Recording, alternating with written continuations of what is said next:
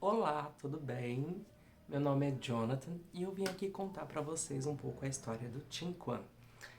Ai, que coisa formal. Gente, é o seguinte, eu vim aqui contar um pouco sobre a minha história porque eu acho interessante deixar registrado também, caso alguém queira saber, né? Então, assim, isso aqui é um bate-papo mesmo, é só uma historinha. Vou falar sobre mim, sobre a minha construção artística e como eu cheguei até aqui, tá bom? E pode parecer bizarro a forma como esse vídeo está estruturado, essa luz estranha, apagada, essa sombra atrás, mas tem um porquê. E eu te convido a pensar sobre. Então, vou baixar um pouco a música para não estourar a minha voz. É isso. Ai, só que também vizinho conversando não dá, né? Então, gente, vim aqui contar um pouco sobre mim. Eu já estava fazendo esse vídeo antes, tá? E deu uma bela de uma cortada, nem sei se eu vou colocar ele ao ar, porque, tipo, nossa, tá muito tosco. E eu acabei me estendendo, né? Porque como eu tô falando sobre uma história, e isso aqui pode ser um vídeo autobiográfico,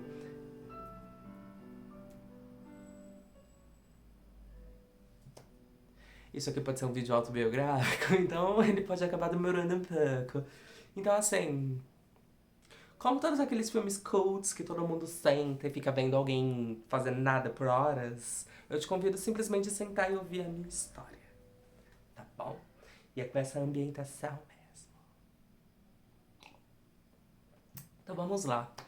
É, Basicamente, a minha construção artística vem desde pequeno, né? Desde pequeno eu me entendo como.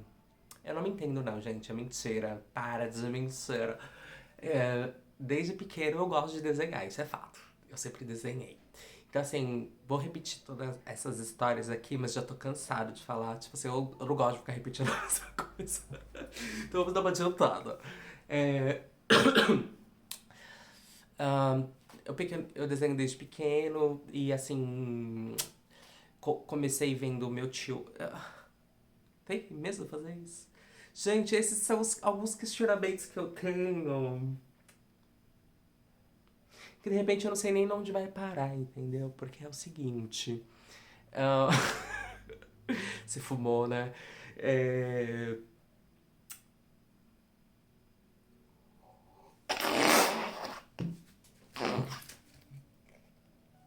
Ai, gente, uma bela de uma sujada aqui agora. Foi mal. Então, voltando ao assunto. Eu comecei a desenhar desde pequeno e aí.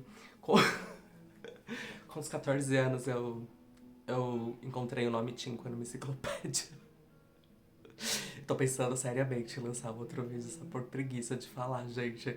É real, eu sou muito preguiçoso, eu tenho que ficar repetindo a mesma coisa. Mas vamos fingir que essa aqui é a primeira vez que vocês estão ouvindo tudo isso, tá? Vou tentar não lançar o outro, porque senão vai ficar muito estranho. Então vamos fazer diretão. Eu gosto de música clássica sim, tá bom? Desde pequeno. E é uma coisa muito estranha pra minha realidade. Algumas coisas são muito estranhas pra minha realidade, né? Porque eu vim de uma realidade de muitos brasileiros, né? A gente passa fome, a gente passa necessidade, a gente depende da igreja pra algumas coisas com algumas doações. E isso é um pouco triste. Mas de alguma maneira eu tive contato com isso, né? Não sei como que foi. Eu não lembro em que momento, talvez o que eu conte aqui seja mais uma criação minha do que de fato a realidade do que aconteceu. E eu, e eu lembro vagamente de, tipo, que na TV Cultura passava concertos e tudo mais. Em algum momento eu vi aquilo e gostei. Ah, eu adorava o Pequeno Urso. O Pequeno Urso tinha música clássica no fundo. E desde aquele momento eu gostava. Ali, desde aquele momento também eu já queria tocar um violino, né? Mas, como eu disse, passava fome, né? Então, prioridade é comer, não tocar instrumento. Mas a gente vai chegar nessa história ainda. Só para que vocês saibam, hoje é dia 26 de maio. 26 de maio de 2023 e eu parei aqui de fazer as córeas só pra vir aqui fazer esse vídeo, tá? Porque, não sei, prioridades, né? Se eu não fizer agora, não vou fazer nunca. E na minha cabeça, antes feito do que perfeito, sabe? Como que é? Feito é melhor do que perfeito, alguma coisa assim. É verdade, na minha cabeça é isso. Enfim, vamos lá. Ahn, eu já vou chegar nessa história, tá bom, gente? Relaxa. É...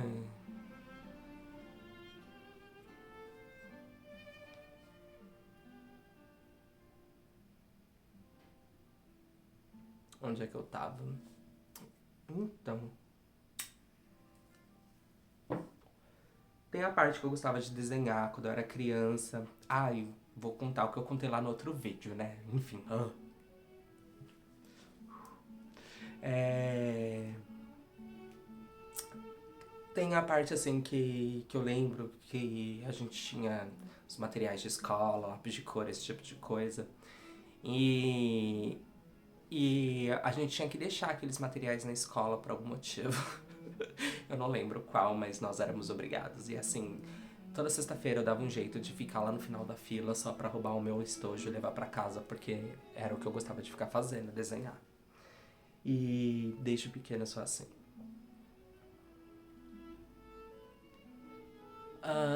Das minhas irmãs, eu fui o único que fiz creche e pré.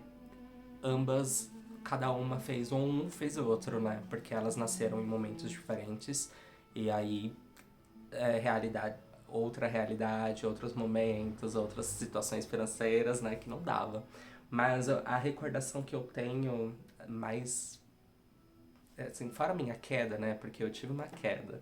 E aí eu também já não sei se isso é uma construção mental, né? Mas tem a. Tem a ver com a creche. Eu lembro que na creche eu ficava fazendo. Nós tínhamos uns exercícios pra fazer e era basicamente bolinha e pauzinho. E eu só fazia isso. E tipo assim, enjoava. Não sei por que a gente fazia isso. Aí, sim, já tô pulando muita história, tá, gente? Porque isso é muito estranho, eu tô fazendo bolinhas até hoje. E aí, eu lembro que quando eu fui fazer um curso de comissário lá em 2012, e aí eu tive um teste de psicotécnico pra fazer, e eu tava, gente, de novo, bolinha em pauzinho. Ai, isso me persegue. E aí eu fiz bola em pauzinho lá do jeito que ela mandou, e ela me chamou, eu fui o único da sala que fui chamado. Aí ela falou assim, oi, posso falar com você? Eu falei, pode. Aí eu fui lá e falei assim, o que foi? Aí ela falou assim, então, tá tudo bem, você se alimentou? Aí eu, tá. Aí eu ainda tentei mentir, né, gente? Eu não sei por quê. A gente mente por cada coisa, às vezes.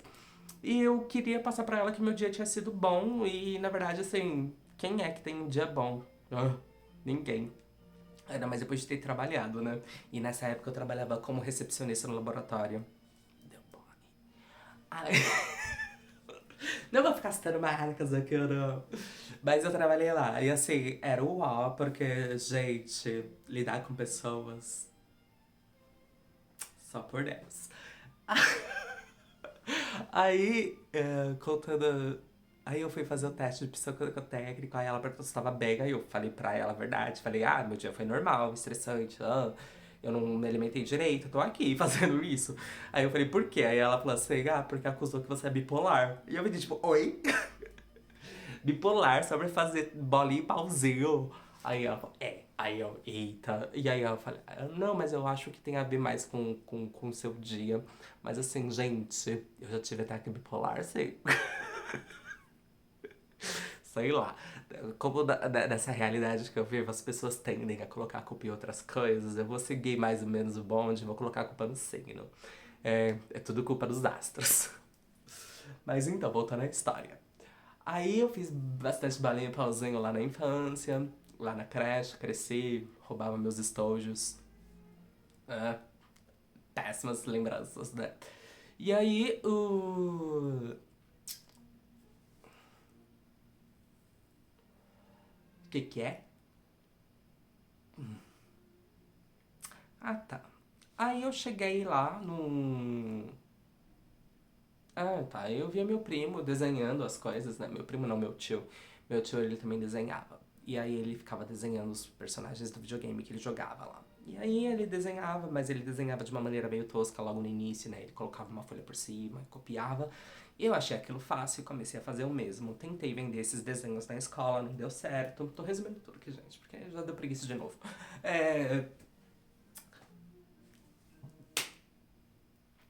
Então, tentei vender os desenhos lá na escola, não deu certo, porque era mais cópia do que... Que porra é essa? Tá copiando desenho. E aí foi assim que eu comecei. E aí depois eu via meu tio evoluindo na arte, assim como um todo, e de alguma maneira eu fui acompanhando, só observando ele também. Então, assim, com o passar do tempo ele parou de copiar, colocando as coisas por cima, e ele começou a copiar de olho, sabe? Tipo, aumentar, só olhando e replicar aquilo. Aí eu falei assim, nossa, vou fazer isso também. E aí eu comecei a fazer com alguns desenhos, obviamente. Depois a gente começa a explorar outras coisas, um pouco mais realistas. Isso aqui é um exemplo. Fiz um desenho da fachada da escola onde eu estudei, só no lápis. Assim, eu tenho muito desenho, gente, só no lápis, por ser preguiçoso. Isso vai ser uma frequência aqui nesse vídeo, tá bom? Então, assim, talvez fique um pouco tendencioso. E se você é preguiçoso também, pare com isso e comece a fazer as coisas. Mas, eu reconheço isso dentro de mim. Então, assim, a gente vai se descobrindo, a gente vai descobrindo as coisas, né? E eu sempre procurei entender as coisas por conta própria, sem ficar tendo muito estímulo ou até mesmo ah, ajuda de outras pessoas, vamos assim dizer. Mas nada se faz sozinho, né? A gente sempre tá buscando referência, quer seja num livro, quer seja num vídeo, quer seja em qualquer lugar a gente tá vendo alguém fazer. E aí pronto, você já sabe fazer porque você viu alguém fazendo, então ali, sabe, tipo, ninguém inventou a roda, ninguém inventou nada do zero. Dessa porra. Isso tudo já existia. Inclusive a roda não foi inventada, né? Porque, pelo amor de Deus, é só olhar pro sol e ver uma forma esférica. Pronto. Aí você quer trazer o sol pra terra e faz uma forma esférica. Aí pronto, a roda tá feita. Mas enfim. Voltando aqui sobre o assunto, fez o. Aí eu ficava desenhando os esmiliguidos também, gente. Tem a época dos esmiliguidos. Eu sou lembrado por isso até hoje. Por quê? Porque eu comecei a desenhar, a fazer cópias e tudo mais, e aí eu já naquele momento já entendia que eu precisava de uma identidade visual, que eu precisava ter um estilo próprio, né?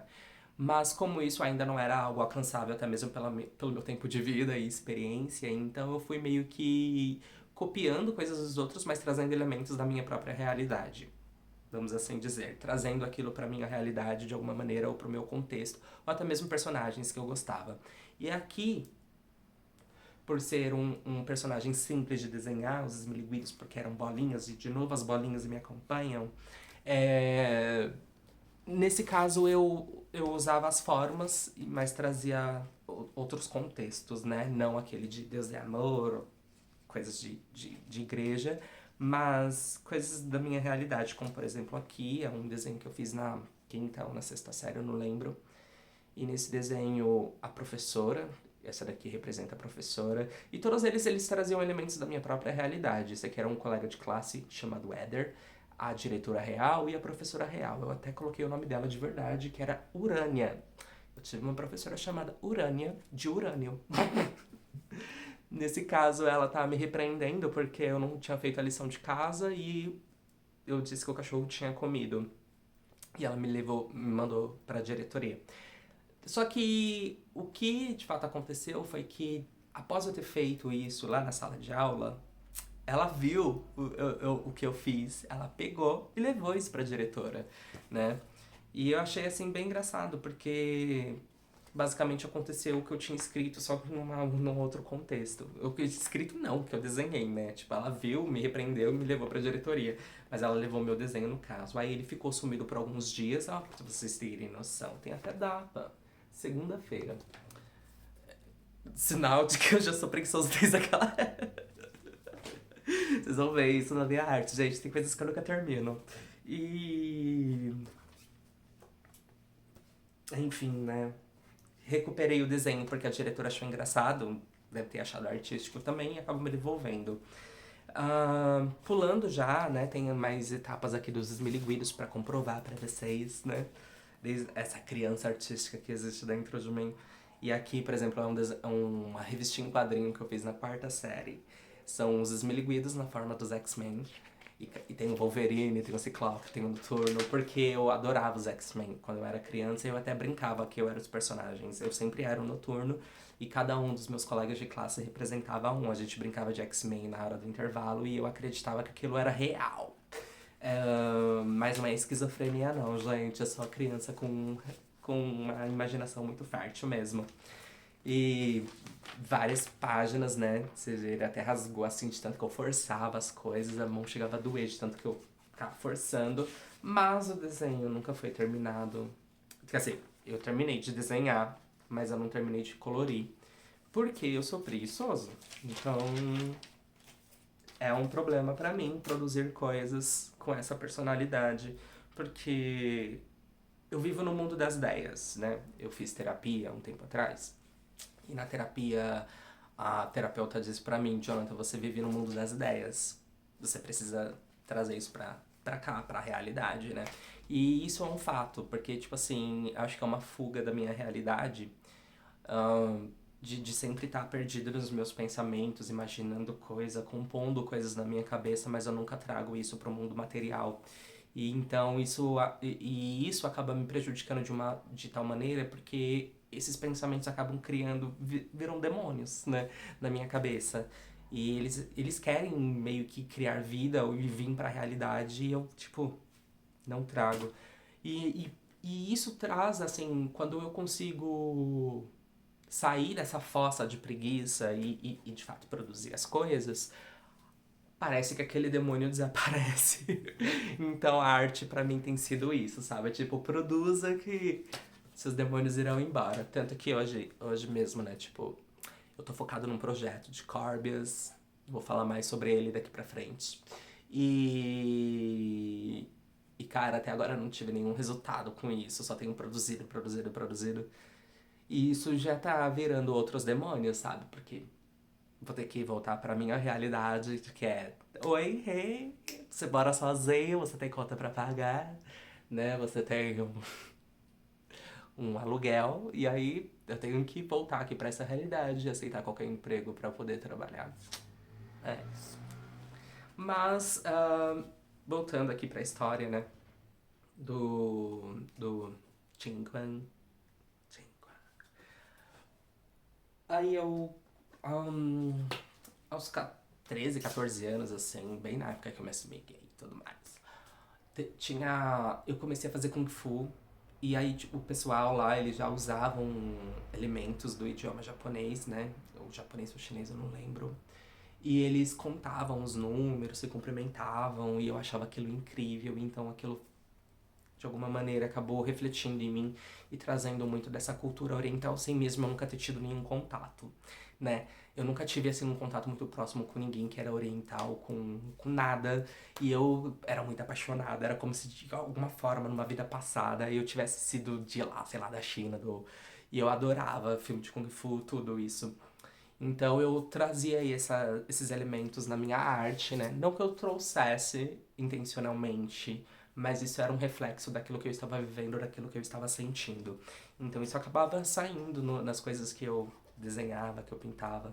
Esse daqui, por exemplo, é uma paisagem inspirada na arte Sumier, onde é feito somente com nanquim, mas aqui no caso eu usei somente o lápis, o grafite. Aqui tá escrito Japão, eu acho. Porque eu não falo japonês, eu falo alguma. Não falo japonês, gente. Assim, eu aprendi a falar putaria e putaria, né? Não é japonês. Enfim. Nossa, uma coisa que vocês vão perceber. Por que eu tô gravando esse vídeo, gente? Por que esse é um vídeo autobiográfico? Porque eu fumo pra caralho. E assim, eu acho que eu vou morrer a qualquer momento de tanto fumar. Preságios. E sei lá, né? Bom deixar aí registros para as pessoas saberem quem era essa pessoa ilustre ou não. Pode ser só mais um, mas eu sei que alguém vai ver esse vídeo, então você que tá assistindo, obrigado por assistir, obrigado por ter chegado até aqui e está interessado em continuar ouvindo essa história, se é que tá aí. Mas enfim, eu parto do princípio que sempre tem alguém pra tudo na vida. Pode ser que tenha alguém que queira ver esse vídeo, né? Mas eu imagino que esse vídeo talvez vai ganhar alguma coisa assim, mais pra frente mesmo. Depois da morte. É sempre depois da morte, né, gente? Pintor só fica famoso depois que morre. Então, não é o meu objetivo aqui em vida. Eu sou muito gananciosa, então assim, eu pretendo e eu quero daqui pra frente, assim, viver da minha arte, viver somente com as coisas que eu produzo. Isso aqui é um projeto, tá? Tô aqui compartilhando com vocês. Não sei se esse futuro que você está vendo, isso aqui se realizou, mas se isso realizou é porque eu fiz tudo certo. Ou não. Ai, gente, essa vida é tão uau, porque a gente nunca sabe, né? A caixinha do Schrödinger, né? Do gatinho 50-50. Não sei se vai dar certo, não sei se vai dar errado. Esse semblante de vai dar tudo errado. Mas é. Então, vamos lá. Voltando à história.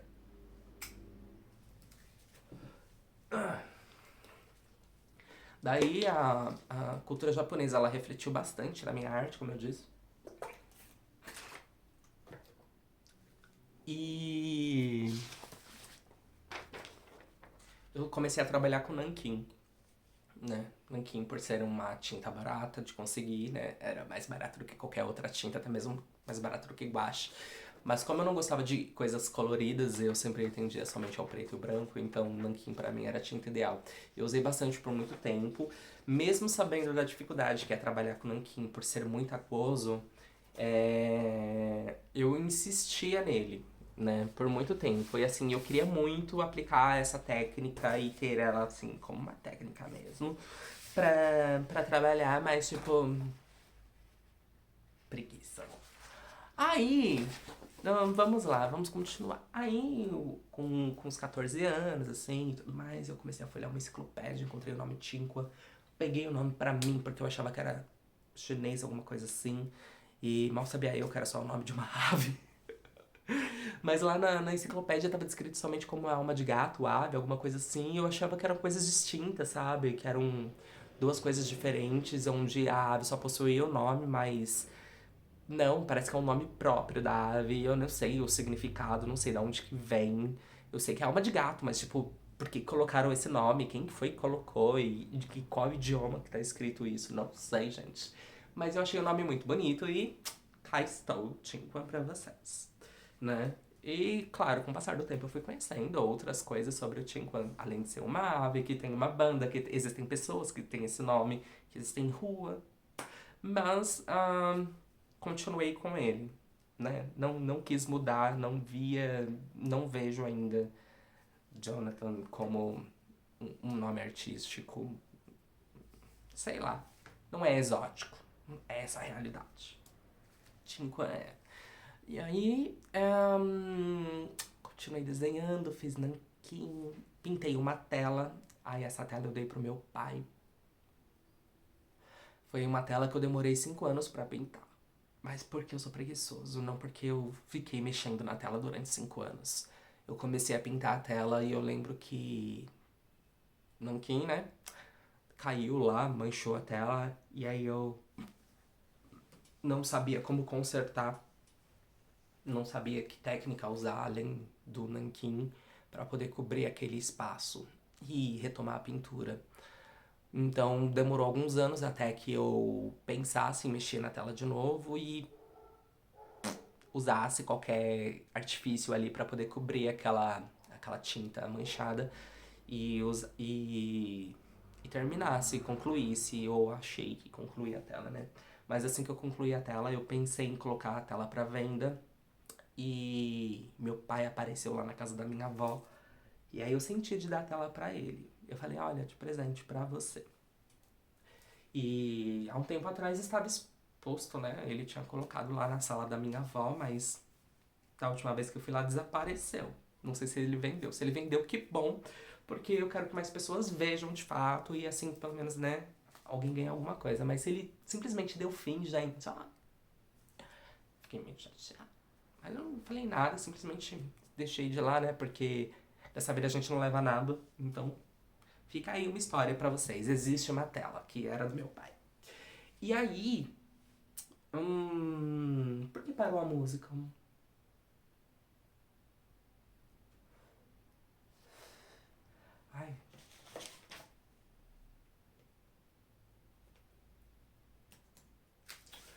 Já volto aí, gente. Opa, não fala assim alta, não. Pronto. Então, aí depois eu dei a tela pro meu pai. A tela eu chamei de reconstrução. E o contexto por trás da tela é que o homem, eu digo o ser humano, ele se desfaz da sua própria natureza, ele se despe da sua própria natureza e se reconstrói de uma maneira artificial. E é engraçado porque isso traz um reflexo muito, assim, do que eu estou vivendo neste momento, sabe? Sobre inteligência artificial, sobre meu futuro como artista, como pintor, como... enfim, né? Tenho tantos planos, tantos projetos e fica só mesmo no mundo das ideias. E é exatamente por isso que eu chamo meu movimento artístico de idealismo. Tem o surrealismo, tem o impressionismo, o meu é idealismo, gente. Eu sei que esse contexto já é utilizado na filosofia, né?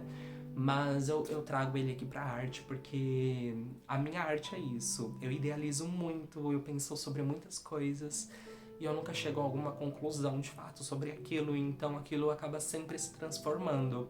Quando eu consigo trazer aquilo pra essa realidade, aquilo não é exatamente a forma final que eu pensei, mas sim uma foto, uma fotografia de um momento em que eu estava passando ou que eu estava vivendo.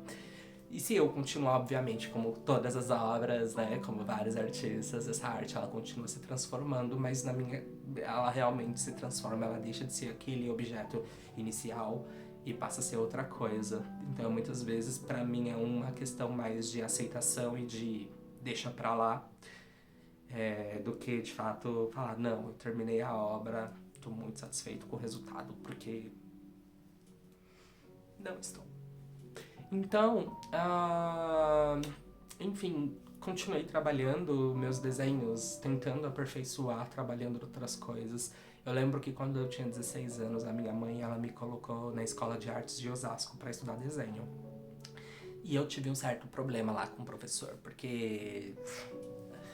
Enfim, né, gente? Vou contar essa história, é um pouco vergonhosa, mas fica aí também como registro de curiosidade, né? Em um determinado momento da minha vida, não é o caso hoje, tô falando verdade. Não é o caso hoje, eu tinha um sério problema com o chulé. E assim, naquele dia o professor ele tinha pedido pra gente desenhar os nossos sapatos, mas era pra tirar o sapato e colocar em cima da mesa, e eu me neguei a fazer isso porque eu sabia que eu estava com o chulé naquele dia. Gente, All Star. Hello, né? All Star F e eu não tirava aquele sapato lá do Duca porque eu achava que era o estilo. E eu tava com o chulé e o professor ele pediu, insistiu, e eu falei que não, eu falei que ele não podia me obrigar a fazer aquilo, e eu falei que eu iria desenhar o meu tênis do mesmo jeito, que eu não precisava colocar o tênis em cima da mesa, que era só fazer assim, olhar pra ele que eu tava vendo o tênis. Enfim, discutimos feio e a sensação que eu tinha era que aquele professor, tudo bem, gente, existe sim a questão de ser cabeça dura, eu sempre fui muito cabeça dura, mas eu tinha a sensação de que ele estava tentando controlar todos os meus processos e isso me incomodava. E eu falei assim, então você não tá deixando eu fazer do jeito que eu sei fazer, sabe? Você que tá querendo que eu faça do jeito que você quer e isso me incomoda. Sendo que na verdade ele só estava me explicando uma outra técnica. E aí eu levava aquilo pro lado pessoal e acabava brigando com o professor e depois eu ia embora. E tipo assim, acabei abandonando o curso de desenho e fui fazer teatro. Então assim, resumindo, minha vida na arte ela é bem ampla, né? Eu assim, sou multidisciplinar na arte, mas eu sou muito preguiçoso em qualquer outro assunto. Tipo, não vem falar de matemática, não vem falar de qualquer outra coisa assim que já me dói a cabeça. Mas eu me considero uma pessoa até que inteligente. Enfim. Ah, aí eu fui estudar teatro.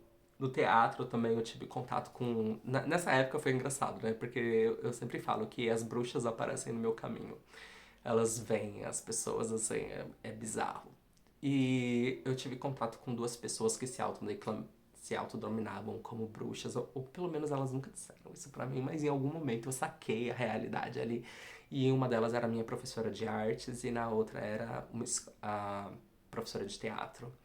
E ela me deu alguns conselhos que eu acabei levando pra vida. Carrego eles até hoje, né? Talvez sejam algumas crenças limitantes, mas temos que trabalhar. Então eu. É isso, essas pessoas enigmáticas, assim, aparecem na minha vida de alguma maneira. E eu não sei como, mas elas acabam me mostrando o caminho. E foi por esse caminho que eu acabei chegando até aqui. E ao mesmo tempo que ele é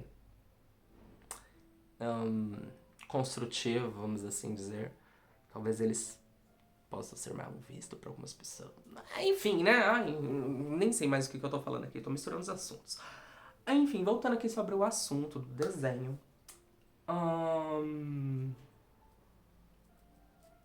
Eu continuei desenhando e tal. Eu vou focar só na carreira artística, assim, só no desenho mesmo. Não vou ficar me estendendo muito pras outras áreas. Ou não. Ah, que se foda, né? Vamos contar toda a história logo. Então, assim. Aí, o que aconteceu? Eu fui morar com a minha avó. Aí eu continuei desenhando, aí eu desenhei lá a minha prima, que na verdade era minha vizinha somente, mas eu chamava ela de prima porque ela cresceu comigo, a Rafaela. Ela me deu alguns desenhos, eu tenho os desenhos dela até hoje. Tá aqui no meio. Eu vou encontrar. Tenho desenhos daquela época.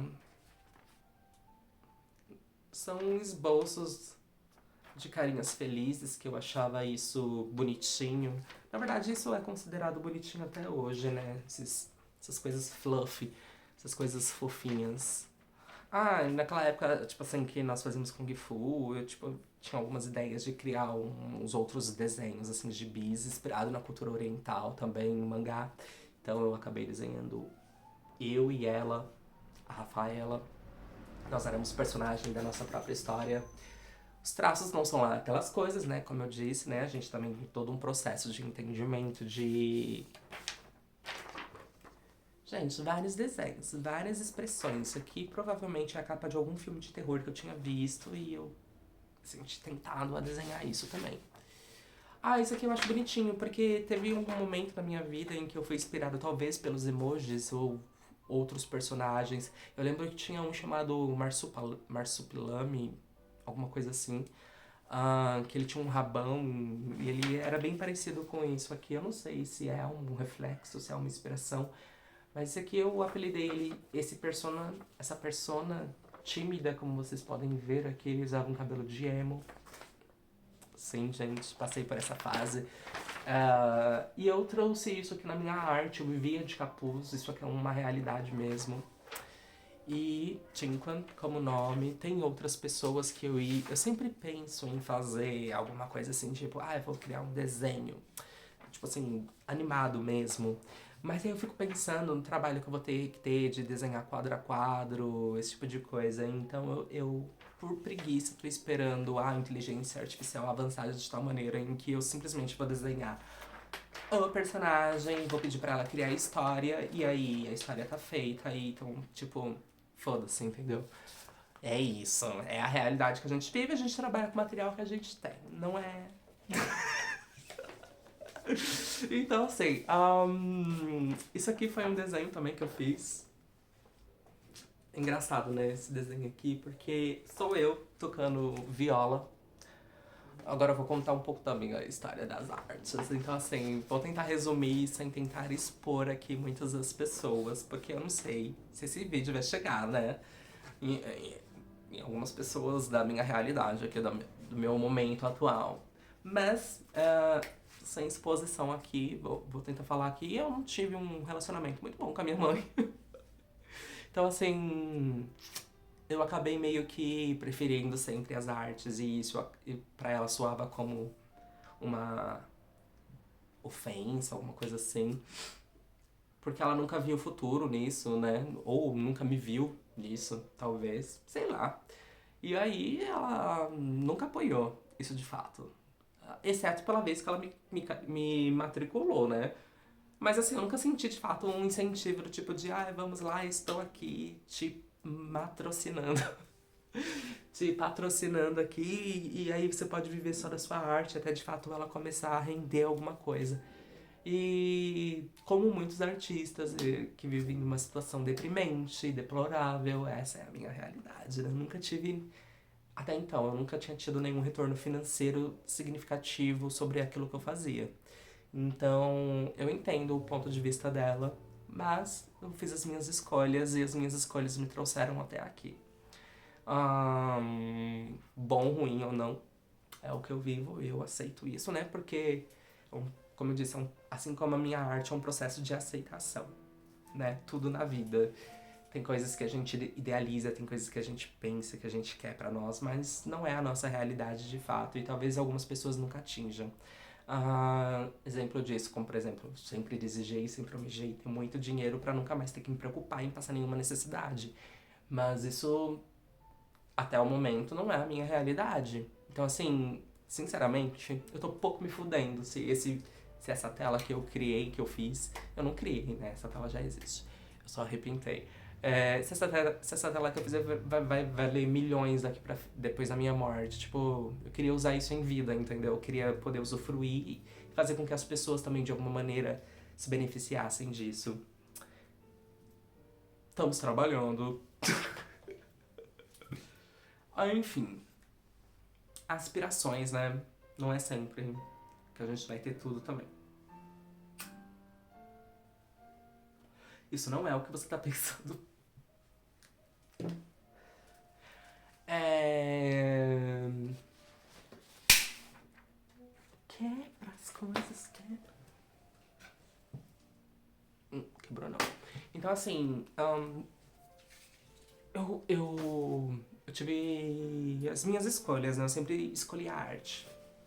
A arte pra mim sempre foi um artifício, assim, de refúgio. Por ter essa mente muito criativa, essa mente muito imaginativa.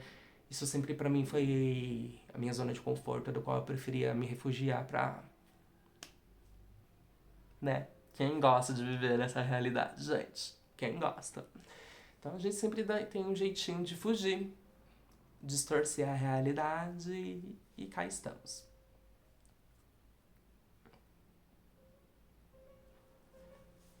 Aí temos aqui outros desenhos, né? Ah, tá, sobre arte. Então, assim, teve um momento em que eu conheci uma pessoa, eu tinha uns 18 anos. Conheci uma pessoa pela internet, o cara veio lá da Europa, enfim, nem era europeu, era brasileiro, mas tava aqui no Brasil. E aí, tipo assim, a princípio eu nem queria conhecer ele de fato, mas aí eu fui, tipo, eu não vou falar muito aqui sobre os meus sentimentos, sobre o que aconteceu né, de fato, mas fui conhecer ele, me apresentou a ayahuasca, foi uma loucura. Tomei ayahuasca lá na casa dele, só ele e eu, então, tipo assim. ah, Naquele momento eu não sabia o que aquilo ia ser. Essa é a realidade, só que aquilo foi muito diferente do que eu podia imaginar. Então, assim, se existe algum divino, aquele foi o meu primeiro contato, porque foi uma coisa assim transcendental, de fato. E ele foi uma pessoa assim que, como aquelas bruxas que passaram no meu caminho, também deixaram a sua marca e se foram. Ele foi uma pessoa assim que eu digo que foi significativamente muito importante na minha vida, porque ele foi o que deu de fato a guinada que eu precisava, entendeu? Como eu disse, eu nunca fui incentivado no âmbito familiar a continuar na arte, a fazer alguma coisa artística. E ele, por ter essa veia artística, por ele também ser artista, vamos dar um nome aos bois, né? O nome dele é Eduardo Agni. Não sei se esse vídeo vai chegar até ele, mas é Eduardo Agni. Tamo aí. E aí, ele, ele já, tipo, antes de chegar na casa dele, ele já tinha se preocupado em comprar lápis, em comprar caderno, porque ele queria que eu criasse enquanto eu estivesse ali. E ele também queria que eu. O que eu lembro era só isso que ele queria que eu fizesse: desenhar. E eu nem entendi o porquê, mas de alguma maneira eu disse pra ele que eu desenhava e ele falou assim: então eu quero que você crie quando você estiver aqui. Eu, tá bom. E tipo assim, as coisas que eu fiz lá, eu nem sei se eu tenho um desenho dele daquela noite até hoje. Devo ter aqui em algum lugar. Eu sempre procuro guardar as coisas. Mas também não é tudo, né? E aí o. E aí o. Sumiu. Aí eu lembro que um dado momento lá na casa dele, isso lógico, não foi totalmente o tempo todo ali só no efeito da ayahuasca. Foi só em um momento que foi. Tá! E aí, tá. É, mas antes disso, ou depois disso, eu já não lembro mais a ordem das coisas. Eu lembro que a gente tava conversando e ele, por ser músico, ele virou pra mim e perguntou se eu tinha vontade de tocar algum instrumento. E aí eu falei pra ele que tinha, e aí ele falou assim, qual? Aí eu falei assim, violino ou piano. Aí ele falou assim, e violão? Aí eu falei, violão não. Violão, todo mundo toca, tipo, é só você ir numa roda que tem alguém tocando violão, entendeu? Tipo, qual é a graça de fazer essa coisa que todo mundo faz? E aí ele, sei lá o que, que ele pensou sobre isso que eu disse, mas ele falou assim, se você prometer pra mim que você vai estudar violino, eu te dou um de presente. E naquele momento, tipo, pra mim aquilo foi muito mágico, porque era um momento assim que alguém que não tinha nada a ver comigo tava me apoiando, sabe? E aí eu, de alguma maneira, eu resolvi seguir o conselho dele e fui estudar violino. Não por ganhar um violino dele, porque eu nunca ganhei o violino de fato, mas dele não. Mas eu fui estudar, sabe? Era o que eu precisava, era só alguém dizendo, tipo, vai, faz. E aí eu fui fazer, né? Então, eu fui estudar violino e tal, me apaixonei, e aí, nesse meio tempo, aconteceram algumas coisas e eu acabei mudando de instrumento, né? Eu comecei assim, resumindo. Ai, gente, já tem 41 minutos esse vídeo, essa história vai ser longa. Ai, vou tentar resumir tudo. Então, assim, porque eu não gosto de ficar contando isso o tempo todo. Então, assim, eu comecei a estudar no projeto Veredas, violino, e aí, tipo, lá tinha aula de violino e coral.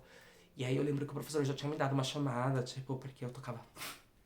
Gente, eu comecei a estudar violino, eu tinha 18 anos, então, assim, nitidamente, prática zero. Por mais que a vontade existisse, né, o dom ele não acompanha. E aí o som não saía bonito, não saía limpo, o professor ele criticava muito isso e me aconselhava bastante a fazer aula de coral para poder melhorar a minha afinação. E eu via aquilo como uma crítica da mesma forma como eu via aquele professor de desenho, né? Tipo, ele tá tentando me manipular, tá tentando aqui me controlar, não dá os dias. E aí eu lembro que quando eu consegui entrar na escola que eu tanto queria, que era no Instituto Pão de Açúcar, eu entrei lá e aí a professora falou que não tinha violino pra todo mundo, né, que queria estudar violino e que naquele dia especificamente algumas pessoas e as pessoas que tivessem mão grande iriam ficar em um instrumento diferente só pra, né, até ela conseguir o violino pra todo mundo. E aí eu fui pra viola. Nisso que eu fui pra viola, eu já falei, não quero mais trocar. Me apaixonei pelo instrumento, porque a viola não é tão aguda, porque ela tem um som mais aveludado e que mesmo que você desafine, não é tão perceptível assim. Mas ainda assim, né, exige uma certa afinação de ouvido. Beleza, fiquei lá, estudei viola por um bom tempo, fiquei assim, foi uma longa... Fui estudar um curso de comissário nessa mesma época, aí eu saí de casa, fui morar com uma tia minha. E depois eu saí da casa dessa minha tia, fui morar sozinho numa pensão. A minha história de vida é que eu mudo bastante. Então, assim, eu odeio ficar muito tempo no mesmo lugar, porque me dá a sensação de que eu morri. Sério. Dá a sensação, assim, de... Parece que a vida parou, entendeu? Não gosto. Parece que não tá movimentando, é tudo a mesma coisa, todo dia, as mesmas caras. Não me gosta. Então eu fui... Eu fui o quê? Onde que eu tava? Então eu tava morando sozinho, aí eu... Beleza, aí eu tive que colocar a mão na cabeça e entender que, tipo, nossa, eu amo arte, amo tudo. Mas não é todo mundo que consegue dar certo nesse meio. Tipo assim, é um meio muito acirrado e um meio assim que, tipo... Me dá, de uma certa maneira, uma certa repulsa de ter que lidar. Porque são pessoas, e assim, pessoas são problemáticas, né? Pessoas são problemáticas em todos os lugares, em qualquer lugar. E assim... Os lugares que eu passei não foram legais. Essa é a realidade. Era tipo uma cobra querendo comer a outra. E o meu nome esteve no meio várias vezes, do qual eu não tive nada a ver. E eu não gostava dessa sensação de que alguém estava falando mal de mim por trás e que estava sendo falsa comigo, vindo, oi amigo, eu não sei o que. Eu não gosto disso, não gosto desse tipo de falsidade. Então, assim, acabei meio que deixando esse meio um pouco de lado, né? Tipo, teatro, né? Porque, tipo assim, gente, teve um momento...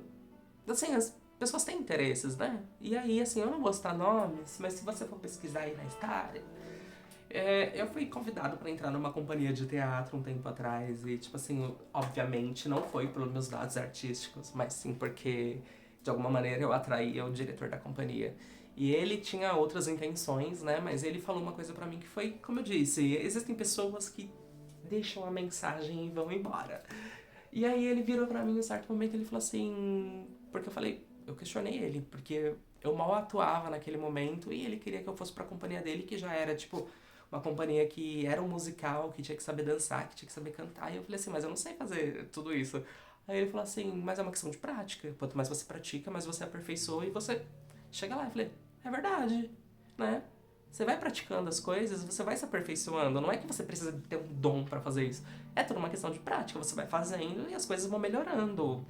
Não é que elas vão melhorando, elas vão mudando, elas vão se transformando. Não necessariamente elas ficam melhores. Pode ficar ruim também. Mas elas se transformam, como tudo. E você acaba meio que transitando e ganhando uma certa autoridade sobre o assunto também. Enfim.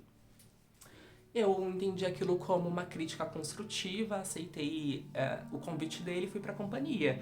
E assim que eu entrei na companhia já começou a dar problemas, porque um ex-namorado, ou ex-peguete, estava lá na companhia, ele era um dos atores principais da peça do Pequeno Príncipe, ele era o Pequeno Príncipe, e ele achou que foi uma afronta ele ter, o diretor ter colocado eu lá, e aí ele falou assim, você colocou ele aqui de propósito. Ele falou assim, olha, você tá dando muita chilique de estrela, tipo assim, na minha companhia não, pega suas coisas e vai embora, e, tipo, dispensou o menino. E aí já começou a causar aquele sentimento de tipo de... né? E eu fiquei tipo, ai meu Deus, onde é que eu tô indo? Beleza, tempo depois, e tipo assim, gente, eu nunca fiz nem. Nunca dormi com ele, isso é fato. Ele beija, a gente beijou, né? Mas. Até então, beijo um monte de gente. Mas ele nunca chegou a. Nunca cheguei às vias de fato com ele. Mas assim, o fato é. Ele tava com uma peça nova, ele ia dar os personagens, e ele me deu o personagem da Fera na peça Bela e a Fera. E por mais que eu tenha... Eu sempre gostei muito de arte, desenho, esse tipo de coisa. Eu não sou uma pessoa muito culta. Ou não era, né? Não era uma pessoa muito culta, eu não conhecia muito. Eu já tinha ouvido falar sobre a peça. Peça não, sobre a história da Bela e a Fera. Mas eu nunca assisti nada, nunca vi. E ele me deu o personagem pra fazer. E aí pronto, já virou outro burburinho, né? Já falaram, não, ele deu lá pro diretor pra conseguir o personagem principal. E aí eu fiz uns 2, 3 ensaios e aí eu decidi sair da companhia por questões financeiras. Eu sempre fui muito... Sempre tentei ser muito justo na minha vida, em tudo que eu fazia, em tudo que eu faço. E se eu tô me beneficiando que não é de uma maneira muito legal, eu prefiro não fazer isso. Essa é a realidade. Então assim, gente, é por isso que eu tô... Por isso que eu passo aqui, ó. Por isso que eu não tô em Maldivas, entendeu? Porque tem um senso de justiça que não me permite me beneficiar em cima das dores de alguém só pra me dar bem, enfim. Senso moral e ético, né? Não é todo mundo que tem. Mas, eu lembro que, por questões financeiras, eu falei pra ele que tava difícil de eu continuar na companhia, porque eu era menor de idade, não tinha nenhum emprego fixo, e a companhia ficava em outra cidade. Então, assim, pra ir pros ensaios, eu tinha que me deslocar 2 horas antes de casa pra ir andando até o dia pra fazer ensaios. E aí eu falei pra ele que, por questões financeiras, eu não tinha nem dinheiro pra pagar a passagem, eu preferia sair da companhia. Aí ele falou assim, mas eu pago pra você. Aí eu falei assim, mas você paga pra todo mundo? Porque se você pagar pra todo mundo, então isso faz parte de um processo. Agora, se você vai pagar somente pra mim, já tô sendo mal falado. O pessoal já tá, tipo, já nem olha mais a minha cara. Não quero. E aí eu preferi não ficar na companhia, sair da companhia e ficou elas por elas. E até hoje eu nunca mais ouvi falar deles.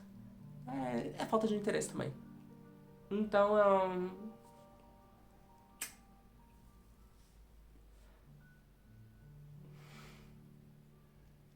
aí depois que eu saí da companhia de teatro, eu fui estudar música, né?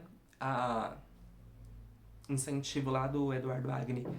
Fui, estudei música, me apaixonei, não quis sair, enfim, né? Porque para música, assim, como, enfim, qualquer curso, existe um tempo de começo, meio e fim. E eu tava na metade daquele processo quando eu já tinha completado mais de 18 anos e aí eu tinha que começar a trabalhar e tudo mais. E aí a minha mãe achava que eu não tava querendo fazer nada. E aí ela falou assim, então pega essas coisas e vai embora. E aí eu peguei as coisas e fui embora, tipo, ué. Aí fui morar com a tia, amiga. Aí depois eu fui pra casa da minha tia. Aí eu fui. Aí deu uma desavença lá, que eu não vou entrar nos pormenores aqui. Mas eu fui morar sozinho depois.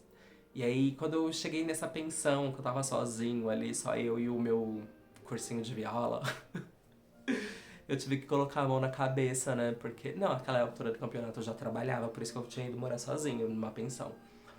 Mas aí eu tive que colocar a mão na cabeça, que tipo, talvez a música, a arte, não fosse o momento, eu tinha que investir de outra maneira.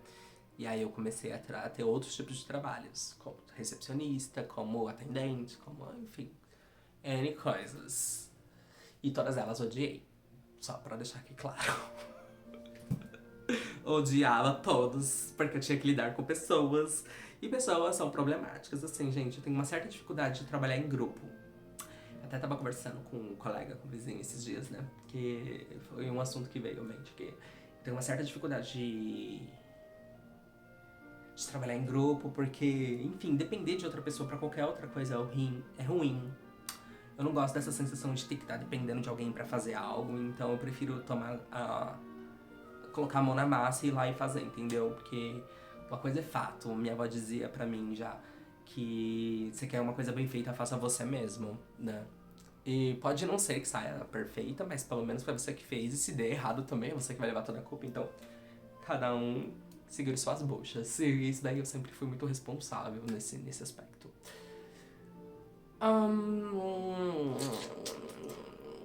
Nossa, que história longa, né? Enfim, será que eu vou postar?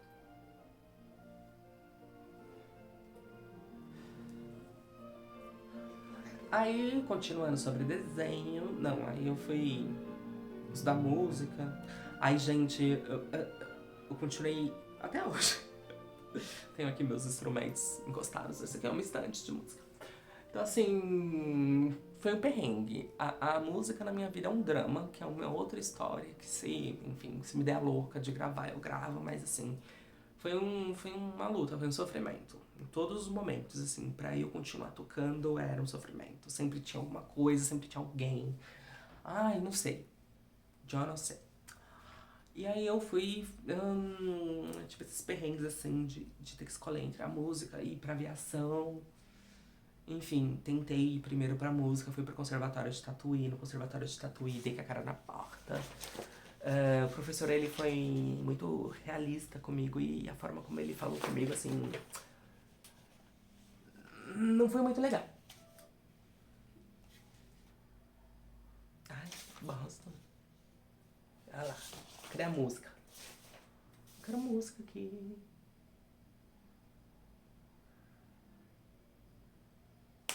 Pausa. Pronto, voltei. Então, assim,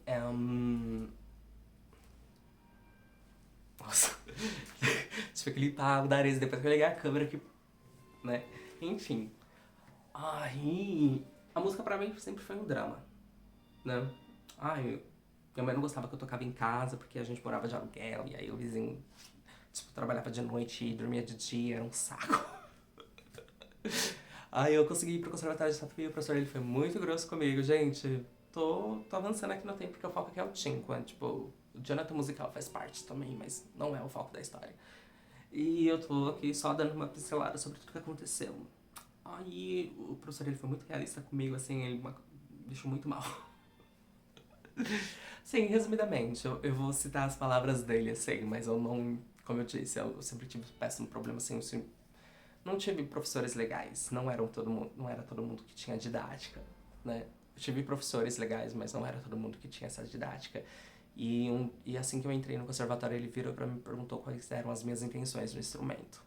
Aí eu falei, você era o melhor do mundo, né? Por que não? E aí ele falou assim, você sabe que você tá atrasado pra isso, né? Aí eu, oi? Aí ele falou pra mim assim que eu tava competindo vagas em orquestras com pessoas que tocam desde que nasceram. E que essas pessoas tinham muitos anos de prática, afinação de ouvido, coisa que eu não tinha naquele momento. E que se eu não melhorasse em 6 meses, ele sugeria que eu fosse tocar instrumentos que tinha em casa, como violão, piano. Aquilo me deixou tão triste, porque assim, gente, como eu disse, a música na minha vida, ela é um drama. Eu fui basicamente expulso de casa porque eu queria continuar tocando. Então assim, ir pro conservatório era a realização de um sonho. E quando eu chego lá com um instrumento que foi sofrido pra conseguir, que tipo assim, não... E o professor fala que você não tem um dom pra aquilo, que você tá perdendo seu tempo, isso tipo, é muito frustrante. Aquilo me deixou muito mal, que eu só fiz a prova que eu tinha que fazer. Imediatamente dei um jeito de voltar pra São Paulo. Não tinha dinheiro, mas liguei pra um amigo, Luiz Henrique. Obrigado, novamente, sempre. Serei grato por você por ter me ajudado naquele dia, porque foi você que me ajudou a fugir de lá, daquele buraco. E aí eu fui embora de lá, assim, muito triste, mas eu nem percebi, sabe? Aquilo me deixou tão deprimido que eu fiquei 5 anos sem pegar no instrumento. O instrumento só ficava lá. Aí foi nesse meio tempo que eu acabei pintando a girafa lá, a reconstrução, que eu pintei o quadro do ex-namorado. Eu já mostrei. É esse aqui. Gente, eu não lembro se eu tô falando demais, se eu tô sendo repetitivo nesse vídeo. Mas esse aqui é uma pintura, um desenho que eu fiz de um ex-namorado meu. Enquanto a gente tava numa mesa conversando. E aí eu comecei a desenhar ele também tava fazendo esboço lá. E desse desenho saiu uma tela que eu dei pra ele de presente depois, não tenho mais notícias sobre. E... nem sobre ele, nem sobre a tela. Não é do meu interesse, se a pessoa não quis manter contato, eu também não quero, então tá tudo bem. Eu não sou do tipo de pessoa que fico indo atrás de ninguém, então isso acaba meio que contribuindo pra que eu fique sozinho. Porque eu não mando mensagens, eu não fico perguntando se a pessoa tá bem. Eu espero as pessoas virem atrás de mim. Não que as pessoas precisem de mim pra algo, mas eu entendo que quando as pessoas querem interagir comigo porque elas estão com saudade ou porque elas estão com vontade, então isso acaba sendo mais verdadeiro do que simplesmente do que eu ir atrás e forçar uma certa conexão que a pessoa talvez não esteja muito afim, entendeu? Então, assim, nesse quesito, eu gosto de zelar, de zelar pelo meu espaço, assim como gosto de respeitar também o espaço do outro. E até pra eu poder focar nas minhas coisas também, eu prefiro esperar com que as outras pessoas se manifestem. Eu acho que enquanto eu estiver vivo, isso sempre vai acontecer, sempre vai ter alguém querendo se manifestar, sempre vai ter alguém querendo interagir comigo, ou sempre eu estar em interação com alguém, que isso faz parte da sociedade, né? E até pra eu vender, eu preciso fazer isso. Então, por favor, gente, compre. Aí, tive alguns momentos que eu desenhei. Esse momento da viola eu retratei 2 vezes. Esse desenho foi inspirado num outro desenho que eu vi em algum livro que eu tinha. E aí esse livro tinha alguns desenhos e eu vi esse músico e eu falei, nossa, sou eu. E aí eu copiei, mais com as minhas feições. Aqui não dá pra ver, mas eu coloquei piercing nele, que na época eu tinha piercing no nariz. E... é isso. Assim, são alguns esboços, alguns desenhos que eu fui fazendo com outras tintas, outras técnicas, outros materiais que eu fui encontrando no meio do caminho. Mas essa vontade de fazer alguma coisa, de desenhar, ela nunca foi frequente, nunca foi algo constante na minha vida. Sempre veio como uma certa espontaneidade, sabe? Tipo, tô aqui sem fazer nada, me deu vontade de desenhar, vou lá e desenho. E não necessariamente preciso estar sem fazer nada. Às vezes eu posso estar com muita tarefa e simplesmente me dá vontade de desenhar e eu quero desenhar e eu vou lá e desenho. Mas não fico meio que escolhendo muita superfície pra fazer esse tipo de coisa. Onde eu puder fazer, eu faço. Uma coisa meio louca, né? Tipo, desenhei. Sai daqui, demônio. Isso aqui é uma tentativa de representar a mim mesmo como mangá, né? Que eu usava cabelo curto, espetado. Essa época, eu sempre fui muito introspectivo, né? Então, assim, o foco desse vídeo era mais pra contar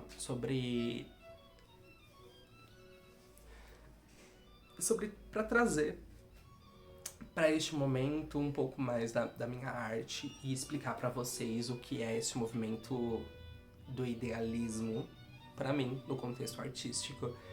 É exatamente isso. Eu acho que a nossa vida ela vai trilhando caminhos que às vezes a gente não espera, às vezes a gente batalha, a gente quer muito. Eu, por exemplo, quero muito que eu dê certo na arte, quer seja na música, quer seja como pintor, quer seja como, enfim, criador de NFT, qualquer coisa que seja, só pra eu não ter que trabalhar em nenhuma empresa e, enfim, ter que ficar respondendo a um chefe, ou tendo que ficar batendo ponto, porque eu gosto de viver a vida assim, mas não é preguiçosamente, gente, não entendam mal. Tipo assim, eu sou preguiçoso pra coisas que não são do meu interesse. Isso é fato. Porque diariamente, pra fazer os cards, eu tenho que levantar muito cedo, eu tenho que ir dormir tarde, porque elas não se fazem sozinhas, né? Então, assim, eu tenho uma produção diária de mais ou menos umas 100 por dia, entre esboçar o desenho, colorir pela inteligência artificial e depois transformar isso de fato em Corbia e ainda assim postar. E a parte mais demorada de fato é a parte da postagem, porque eu não sou assinante da página e isso meio que limita, eu tenho que ficar postando arte por arte, então assim, demora um certo tempo, né? Dentro de tudo isso, onde eu quero chegar, né? A arte que eu tento representar neste momento é basicamente de que, tipo assim, vamos trazer elementos. Eu acho que assim, o artista, ele sempre, de alguma maneira, ele vai trazer elementos de coisas que ele acredita, de coisas que pra ele são táteis, né? Táteis. De alguma maneira você sente, você se interessa por esse assunto, ou enfim, é algo que você gosta. E eu gosto muito de ciência e tecnologia, né? Então, assim, desde que o James Webb foi lançado, eu tenho acompanhado ele quase que diariamente, vendo qualquer notícia sobre. E assuntos relacionados também à gravidade, a buracos negros. Eu adoro esses assuntos, então assim, é algo que mesmo que eu não queira, eu encontrei isso na minha arte e de alguma maneira eu expresso isso também. Porque eu acredito que as coisas da nossa realidade, elas meio que se correlacionam. Talvez eu esteja sendo um pouco abstrato em trazer esse tipo de relação, mas vou tentar desenhar aqui pra vocês. Ahn, eu acredito o seguinte, existe relações entre movimentos, entre objetos em esferas diferentes. Então, por exemplo, o movimento dos átomos, o movimento dos elétrons ali em volta dos átomos, eu acredito que seja algo muito parecido com o movimento dos planetas entre as suas estrelas, enfim. Então, acho que existe meio que essa relação entre o micro e o macro, enfim. E eu associo muito à depressão, né? Que é uma coisa assim que tem sido muito frequente aqui na minha realidade.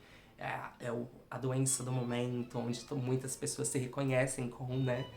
Eu, por exemplo, eu nunca fui diagnosticado. Eu fiz umas sessões de terapia, mas eu não cheguei a ser diagnosticado com depressão. Mas isso pra mim sempre foi algo muito presente, muito ali, entendeu? Porque é umas coisas assim que eu não sei se é algo de fato artístico ou é de cada ser humano, né? Porque de fato a gente tem sentimentos, a gente sente, mas eram uns episódios assim de que simplesmente eu não queria fazer nada. É triste. É aquelas coisas que todo mundo já sabe, né, gente? Louça suja, casa suja, não quero fazer nada, ai, pra que viver? E eu tenho tido dias assim, né? Até hoje eles acontecem. O que tem me motivado, de fato, a levantar é a possibilidade de eu conseguir fazer muito dinheiro com Corbias. Então, assim, a partir disso, eu vivi a minha vida de madame e saí viajando pelo mundo só conhecendo novas pessoas.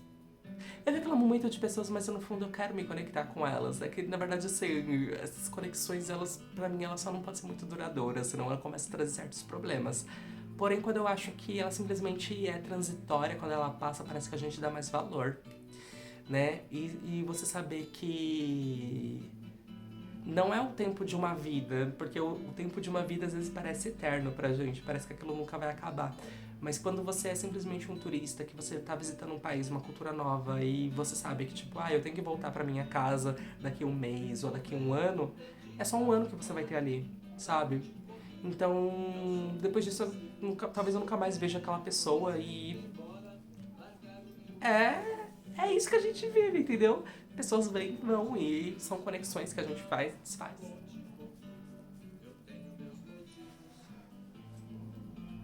E aí, a minha arte, né, voltando aqui. A minha arte, ela é. Eu acho que o estado depressivo da pessoa. Não é assim. Não é isso que ele tá pensando, não. Bebe água. Ui. Então, assim, voltando sobre a arte e os buracos negros. O buraco negro, basicamente, ele é uma coisa assim desconhecida até este momento, né? Em que a gente entende que aquilo é um objeto, mas em que ele não é perceptível ao olho nu, então ele acaba sendo invisível. E, de uma certa maneira, por ele ter muita massa, eu não vou me adentrar muito nesse assunto, porque eu não sou cientista e eu não tenho domínio sobre. Mas o pouco que eu sei é que ele tem muita massa e ele acaba distorcendo o espaço-tempo. E nisso, é basicamente nessa distorção em que eu sou inspirado, né? Porque como pode uma coisa assim, né? Distorcer o espaço-tempo? Tempo. Gente, de novo, tempo. E isso já foi representado no filme Interestelar, mas isso pra mim é uma coisa assim muito, né, tipo, como? E aí, de alguma maneira eu consigo associar esse estado, não, esse objeto, essa coisa física, essa coisa de uma certa maneira até então material, né, porque ela existe, a gente só não pode ver.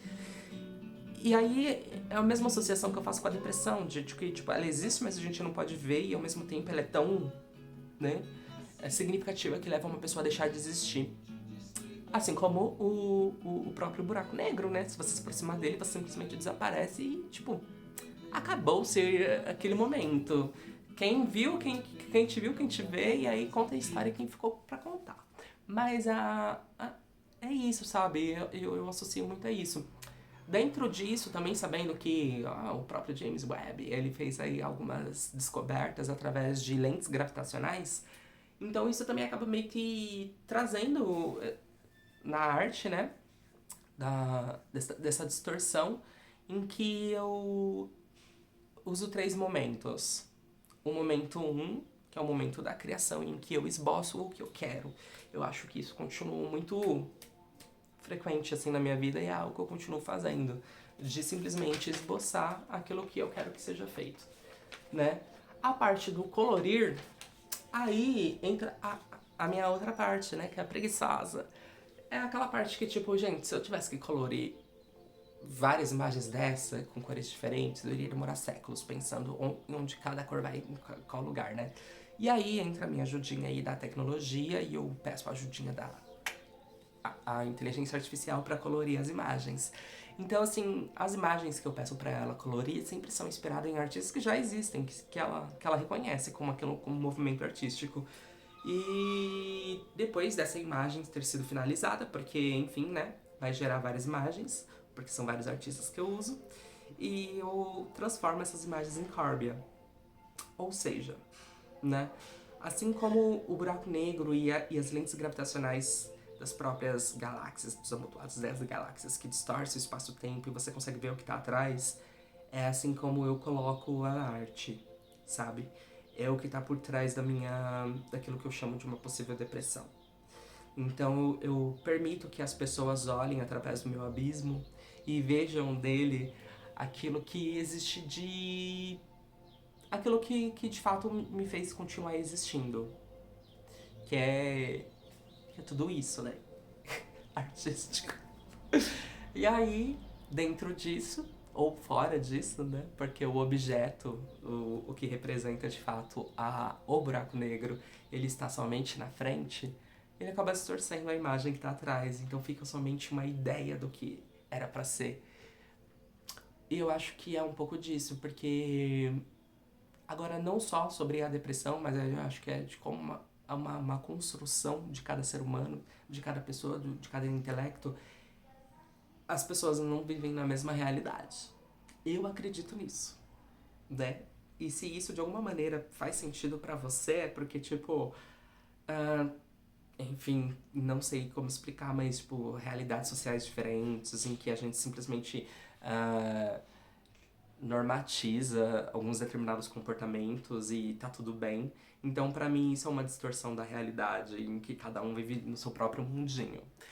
E isso é o que eu trago na minha arte, né? Eu trago, às vezes, um único esboço inspirado em vários artistas, então um único objeto visto de vários ângulos diferentes e distorcido por diversas pessoas, inclusive pelo próprio telespectador que está vendo isso.